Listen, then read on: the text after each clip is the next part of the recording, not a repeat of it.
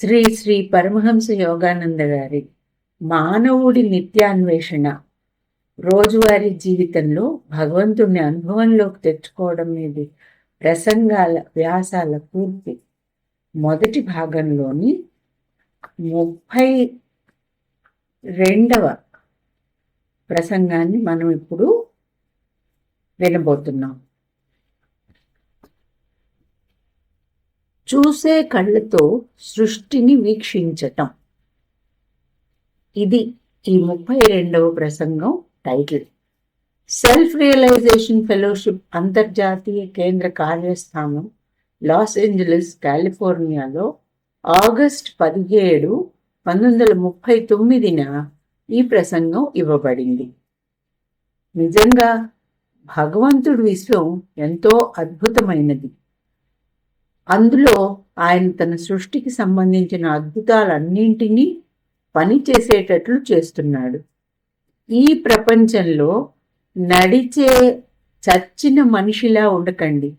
దేవుడు, ఆయన ప్రతినిధి అయిన మానవుడు ఇక్కడికి ఏం తెచ్చారో గమనించండి, విశ్లేషించండి, మెచ్చుకోండి. ఈ విశ్వం నడిచే తీరు ఎంత సంక్లిష్టమైనది. మనం ఏ విధంగా తయారయ్యామో ఈ సృష్టి యంత్రాంగం మొత్తం విశ్వ నియమాలకు అనుగుణంగా ఎంత క్రమ పద్ధతిలో నడుస్తుందో తలపోయండి. మనమందరం పువ్వుల్ని చూసి వాటి అందాన్ని ఆనందిస్తాం, కానీ పువ్వుల పుట్టుకకు కారణమైన దాని గురించి ఎవరికి తెలుసు? ప్రతిరోజు ఒకరు తాము చూసే, వాడే చేతి రుమాలు కానివ్వండి, సంగీత పరికరం కానివ్వండి, ఇల్లు లేదా ఒక చెట్టు, వాటిని గురించి ప్రశ్నించి అవి ఏ విధంగా ఏ పదార్థంతో తయారయ్యాయో తెలుసుకోవాలి. కార్లను మనం తేలిగ్గా తీసుకుంటాం, కానీ వాటిని ఉత్పత్తి చేసే పరిశ్రమలను కనుక మీరు చూసినట్లయితే వాహనాలు ఎంత సంక్లిష్టమైనవో మీరు తెలుసుకుంటారు. రోజువారీ దినపత్రిక తయారీలో ఎంత పని ఇమిడి ఉందో, ఎంత సంక్లిష్టమైన యంత్రాలు వాటిని ముద్రించడానికి ఉపయోగిస్తారు. ఏ మానవుడి చేయి అంత వేగంగా పనిచేయలేదు. ఆలోచించండి. మానవుడు ప్రతిరోజు వాడే వస్తువుల సృష్టి అంత సంక్లిష్టమైనప్పుడు చెట్లు, జంతువులు, మానవుల సృష్టి ఇంకెంత సంక్లిష్టమైనదో. సాధారణంగా కనపడే మానవ శరీరం కూర్పును, పనిచేసే విధానాన్ని, అవసరాలను అధ్యయనం చేయడానికి 10 సంవత్సరాల వైద్య శాస్త్ర అధ్యయనం అవసరం. ఒక మామూలు విశ్లేషణే మనం ఎన్నింటిని చూసి ఆశ్చర్యపడాలో అనేలా చేస్తుంది. అప్పుడప్పుడు భగవంతుడు మరికొంత మెరుగ్గా వాటిని చేసి ఉండాల్సిందని నేను అనుకున్నప్పటికీ, ఒక గాజు పాత్రలో నీటిలో ఒక మొక్క ఎదుగుతున్నప్పుడు వెంట్రుకల్లాంటి దాని వేళ్లను ఒకటి చూడవచ్చు. వేర్లలో భగవంతుడు ఇచ్చిన మేధాశక్తి ద్వారా మొక్క తన ఎదుగుదలకు కావలసిన ఆహారాన్ని మట్టి నుంచి, నీటి నుంచి గ్రహిస్తుంది. తలకిందులైన మొక్క మాదిరిగా మానవుడు కూడా తన జుట్టు ద్వారా శరీరానికి సహాయపడే విద్యుత్ అంటే ప్రాణశక్తి ప్రవాహాలను లోపలికి తీసుకుంటాడు. ఇక్కడ ఫుట్ నోట్ చదువుదాం. భౌతిక శరీరం జుట్టు, వేర్లతో, వెనుబాము బోదెగా, చేతులు, కాళ్ళనే కండరాల కొమ్మలతో తలక్రిందులుగా ఉన్న చెట్టు పోలికను తలవింపచేస్తుంది. ఆకాశం అంటే ఈథర్ నుంచి ఎక్కువ మొత్తంలో శక్తిని, విశ్వకిరణాలను ఆకర్షించటానికి కొంతమంది యోగులు తమ జుట్టును కత్తిరించుకోరు.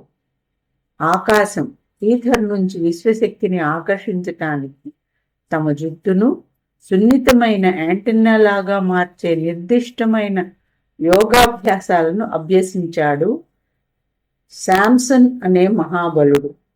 అతడు మానవాతీతమైన తన బలాన్ని కోల్పోవడానికి కారణం అతడి జుట్టును డెలైయా కత్తిరించడం వల్ల కావచ్చు. ఈ నోట్స్ పరమహంస యోగానంద గారి సెల్ఫ్ రియలైజేషన్ ఫెలోషిప్ పత్రిక మే జూన్ 1963లో ఇవ్వబడింది. గురుత్వాకర్షణ శక్తికి వ్యతిరేకంగా చెట్ల ఆకులను పోషించే చెట్టు రసం పైకి ప్రవహించటం అద్భుతం కదూ. చెట్టు పై పొరను తొలగించినప్పుడు ఈ రసాన్ని ప్రవహింపజేసే సంక్లిష్టమైన నిర్మాణాన్ని ఒకరు చూడగలుగుతారు. ఈ పోషణను, పెరుగుదలను క్రమబద్ధమైన మార్గంలో తీసుకుపోయే ఈ మర్మాన్నే జీవం అని అంటారు. నేను దైవ చేతన దివ్య పారవస్యంలో ఉన్నప్పుడు ఈ ప్రాణాన్ని, ఈ జీవాన్ని ఒక గడ్డి పరకలో కూడా చూస్తాను. సృష్టిలో దాగుని ఉన్న అలాంటి అద్భుతాలను చూడగలనని నేనెన్నడూ కలగనలేదు. ఈ అద్భుతాల మీద దృష్టిని ఏకాగ్రం చేయడం అంటే ఈశ్వర సృష్టిని భక్తి ప్రపత్తులతో చూడటం. ప్రతి జీవమున్న పదార్థ నిర్మాణ రూపాన్ని, ఆ రూపం చక్కగా పనిచేయడానికి కావలసిన పోషణాపరమైన అవసరాలను భగవంతుడు ఖచ్చితంగా లెక్కగట్టి నిర్దేశించాడు. ఉదాహరణకు ఆహారాన్నే తీసుకుంటే చెట్లు, జంతువులు, మానవులు ఆహారం సరిపడినంతగా లేకపోతే బాధపడతాయి. ఒక సగటు మనిషి తన శరీరానికి అవసరమైన అన్ని వేరు వేరు రసాయన మూలకాలను తన ఆహారం నుంచే గ్రహిస్తాడు. కానీ చాలామంది ఆహార నియమాలను ఉల్లంఘిస్తారు. వాళ్ళ ఆహారంలో కావలసిన మూలకాలు సరైన సంతులనంలో ఉండవు. సరైన పోషణ లేకపోవడం అన్నది మానవుడిలో అన్ని రోగాలకు ఒక ముఖ్యమైన కారణం.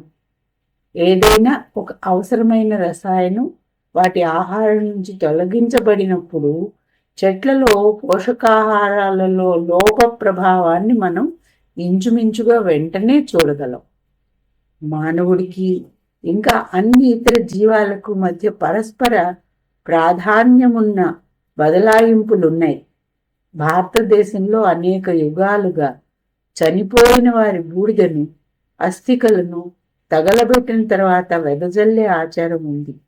ఈ విధంగాను ఇంకా ఇతర రకాలుగాను మానవుడు భూమాతను తృప్తిపరిస్తే ఆమె చెట్లు అందుకు ప్రతిగా మానవుడికి ఆహారాన్ని ఇస్తాయి. మానవుడికి చెట్లకు మధ్యనున్న అన్యోన్యత అందరికీ తెలిసిందే. మానవుడు ఆమ్లజనిని పీల్చి కార్బన్ డయాక్సైడ్ను విడుదల చేస్తాడు. ఫుట్ నోట్ చదువుతున్నాను. ఎక్కువైన కార్బన్ డయాక్సైడ్ శరీరానికి విషతుల్యమైనది. ఏది ఏమైనా రక్తంలో కొద్ది మొత్తంలో కార్బన్ డయాక్సైడ్ ఉంటుంది. శరీర ప్రక్రియల పనితీరును ప్రభావితం చేసే ప్రాణానికి అది ఎంతో అవసరం అని ఇది ప్రచురణకర్త గమనిక. చెట్లు కార్బన్ డయాక్సైడ్ను నీటిని పీల్చుకుని నిలువ చేసుకుని కిరణజన్య సంయోగక్రియ ద్వారా వాటిని విభజించుకొని కార్బోహైడ్రేట్లను, ఆహారాన్ని తయారు చేసుకుంటాయి. ఆ క్రమంలో అవి మానవుడికి అతి ముఖ్యమైన ఆక్సిజన్ను విడుదల చేస్తాయి. ఇక్కడ కూడా మళ్ళీ ఫుట్ నోట్ చదువుతాను. కిరణజన్య సంయోగక్రియ ద్వారా మొత్తం వాతావరణంలో 1/5 ఆక్సిజన్ విడుదల అయ్యే అవకాశం ఉంది. ఇది ఎన్సైక్లోపీడియా బ్రిటానికా నుండి ప్రచురించబడింది. ఇక్కడ సూర్యరశ్మి మీద ఆధారపడిన కిరణజన్య సంయోగక్రియ రాత్రి వేళల్లో ఆగిపోతుంది. అయినప్పటికీ శ్వాసించడం అనే పద్ధతి, రెస్పిరేషన్ ద్వారా చెట్లు నిరంతరాయంగా వాతావరణంలోకి కార్బన్ డయాక్సైడ్ విడుదల చేస్తాయి. ఇది ముఖ్యంగా కార్బన్ను పీల్చుకుని అందుకు విరుగుడుగా ఆక్సిజన్ విడుదల చేసే కిరణజన్య సంయోగక్రియ ప్రభావం లేని రాత్రి సమయంలో జరుగుతుంది. రాత్రి గాలి సాధారణంగా నిశ్చలంగా ఉండడం వల్ల బరువైన కార్బన్ డయాక్సైడ్ వాయువు భూమికి దగ్గరగా స్థిరపడుతుంది. భూమి కన్నా ఎత్తులో మంచాల మీద పడుకునే వాడుక రావడానికి బహుశా ఇది ఒక కారణం కావచ్చు. భౌతిక ఇంద్రియాలకున్న పరిమితులు.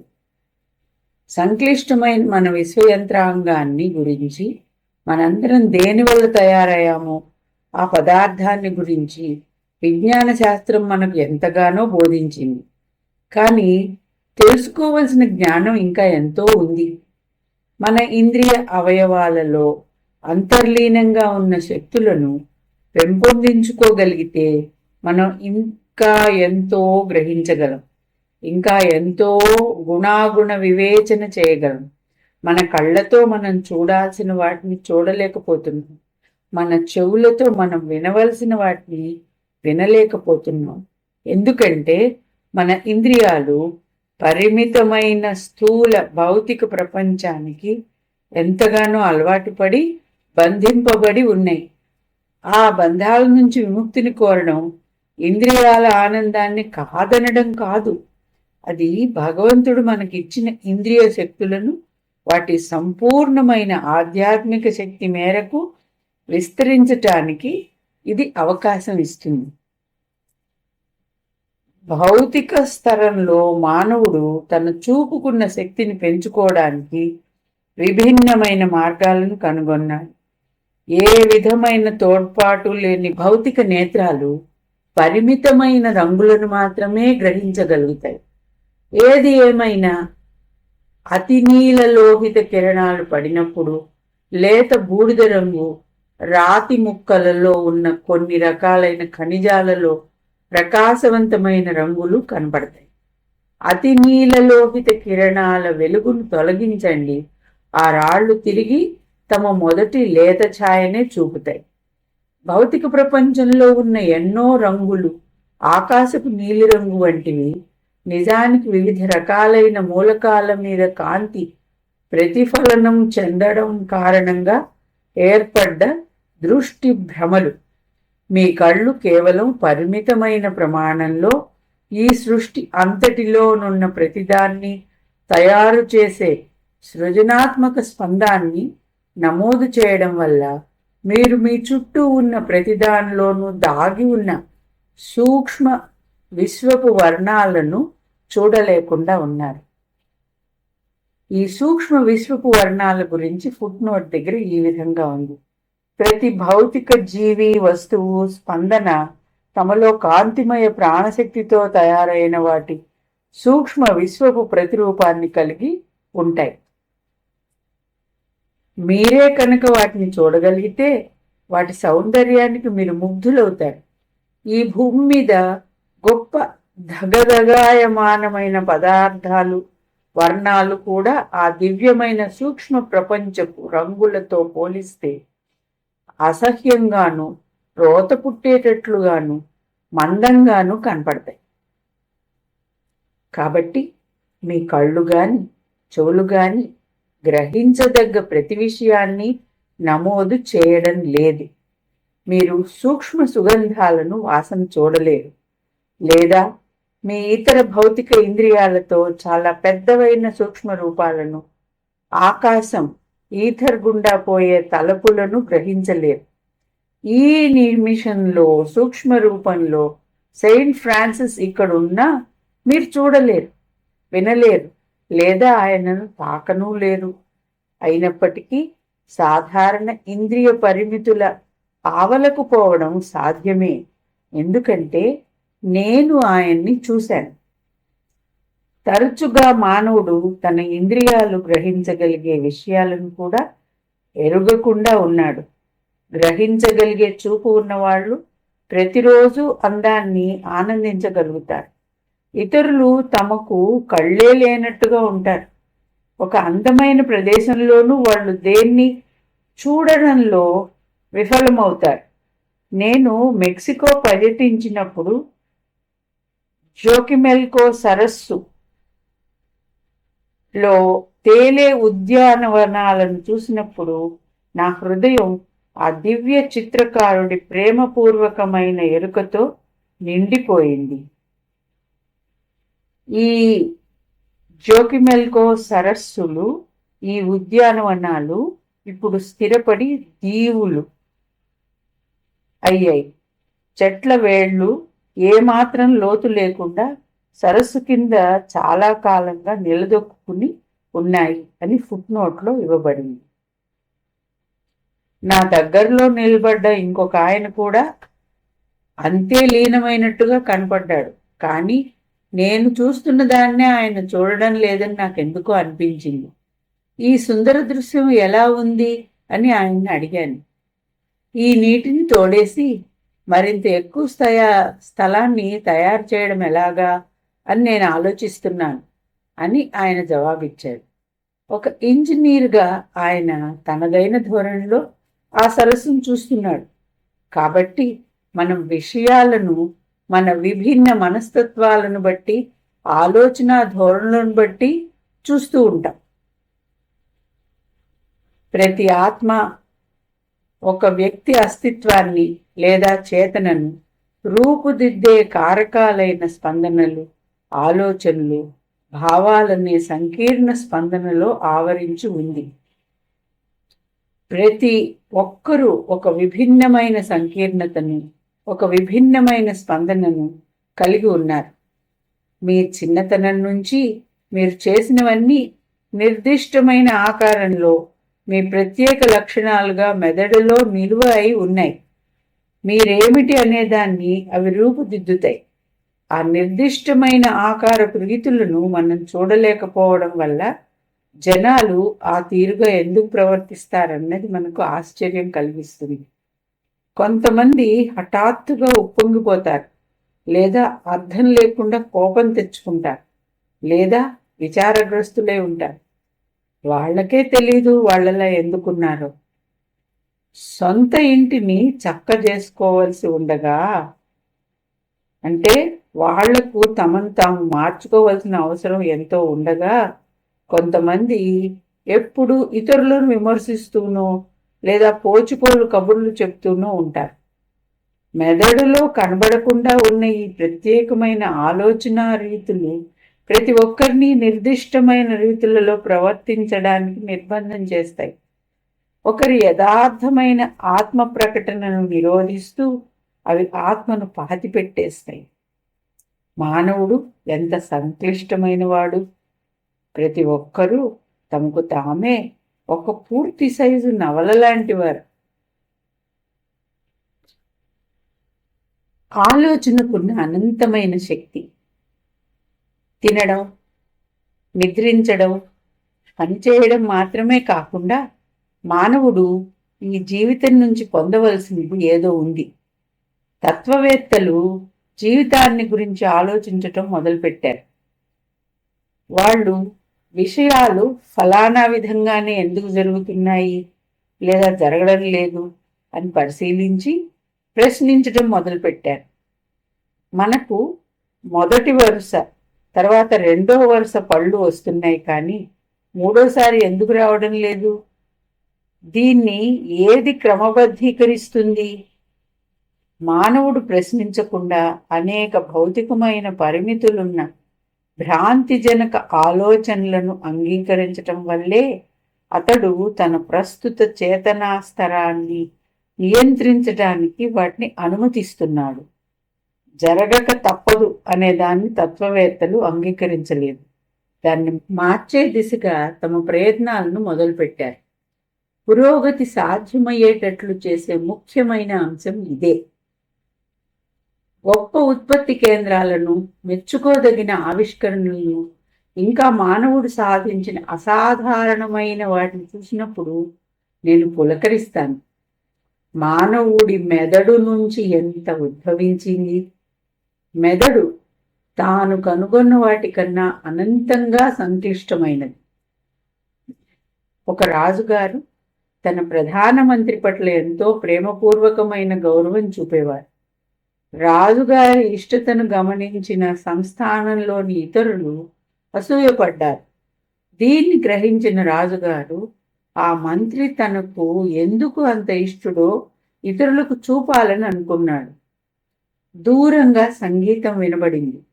రాజుగారు తన సభాసదుల్లో ఒకరి వైపు తిరిగి, దయచేసి అక్కడేం జరుగుతుందో కనుక్కో అని పంపాడు.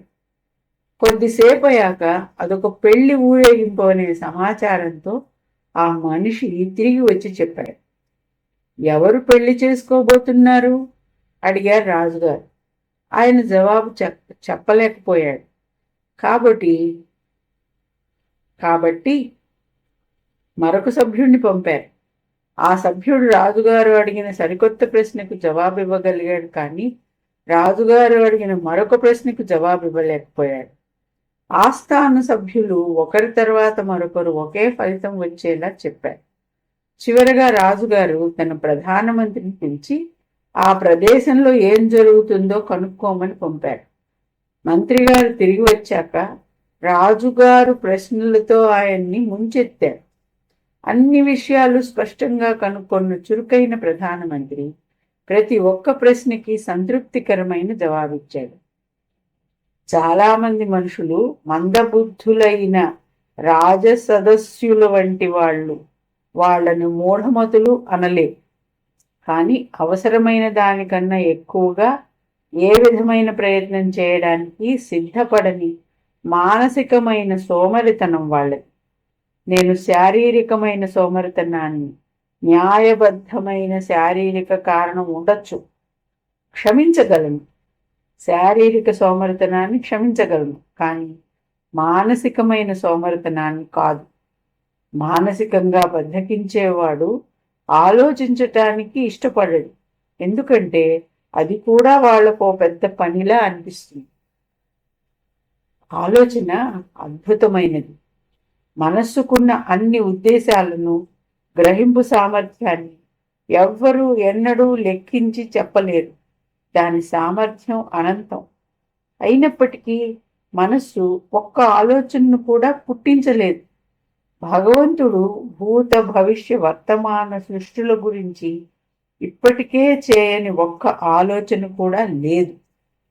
కాబట్టి మీరు ఏ విషయాన్ని గురించైనా గాఢంగా ఆలోచిస్తే దాన్ని గురించిన ఏ ప్రశ్నకైనా సమాధానం వస్తుంది. మీరు అనుభూతి పొందాలి, అదే విధంగా ఆలోచించాలి.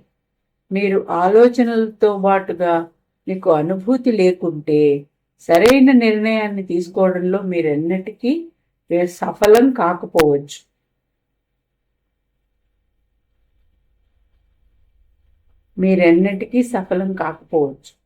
అనుభూతి అనేది జ్ఞానానికి అంతటికీ భాండాగారమైన అంతర్జ్ఞానపు వ్యక్తీకరణ.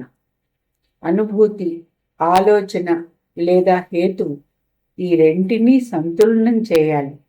అప్పుడు మాత్రమే మీలో ఉన్న భగవంతుడి దివ్య ప్రతిబింబమైన ఆత్మ తన పరిపూర్ణ ప్రకృతిని వ్యక్తం చేస్తుంది. కాబట్టి యోగం ఒకరి ఆలోచన, అనుభూతి శక్తుల సంతులనాన్ని బోధిస్తుంది. ఈ రెండూ సమానంగా ఎవరిలో ఉండవో అతడు పూర్తిగా అభివృద్ధి చెందిన వ్యక్తి కాదు. చూసే కళ్ళతో సృష్టిని వీక్షించటం అనే ప్రసంగంలోని మొదటి భాగం ఇక్కడ ఆపుదాం.